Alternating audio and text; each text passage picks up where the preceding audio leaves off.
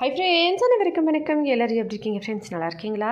சப்பாத்தியை நல்ல பூரி போல் சாஃப்டாக செய்கிறதுக்கு ரொம்பவே பலவிதமான வழிகள் இருக்குங்க. ஆனால் இன்றைக்கி நம்ம அதில் ஒரு வழி தான் பார்க்க போகிறோம். பொதுவாகவே சப்பாத்தியை ரொம்ப நேரம் பிசைஞ்சு செஞ்சால் நல்லா சாஃப்டாக வரும்னு எல்லாருக்குமே தெரியும். இது ஒரு ஈஸியான வழி தான். ஆனால் ரொம்ப நேரம் உட்காந்து பிசைஞ்சிக்கிட்டே இருக்கணும். அதோட டைம் இருக்கவங்க செய்யலாம், இல்லைன்னா செய்ய முடியாது இல்லைங்களா? அதனால் இன்றைக்கி இன்னொரு வழி நம்ம பார்க்கலாம்.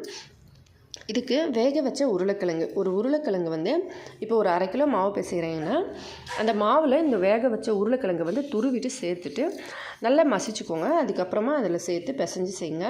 உருளைக்கிழங்கு சேர்த்த அப்புறமா சப்பாத்தி நல்லா சாஃப்டாகவும் பூரி போல், அதே போல் நல்லா டேஸ்ட்டும் கொஞ்சம் நல்லாயிருக்கும்.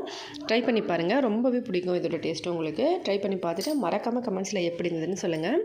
வீடியோ பிடிச்சிருந்தால் லைக் பண்ணி, ஷேர் பண்ணி, சப்ஸ்கிரைப் பண்ணுங்கள். ஹெல்தியாக சாப்பிட்டு சந்தோஷமாக சேஃபாகவும் பத்திரமா இருங்க. நன்றி, வணக்கம்.